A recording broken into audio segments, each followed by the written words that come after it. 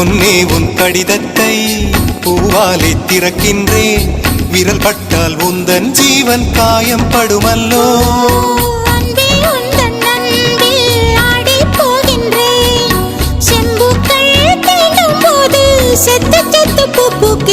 காதல் கடிதம் தீட்டவே மேகம் எல்லாம் காகிதம்.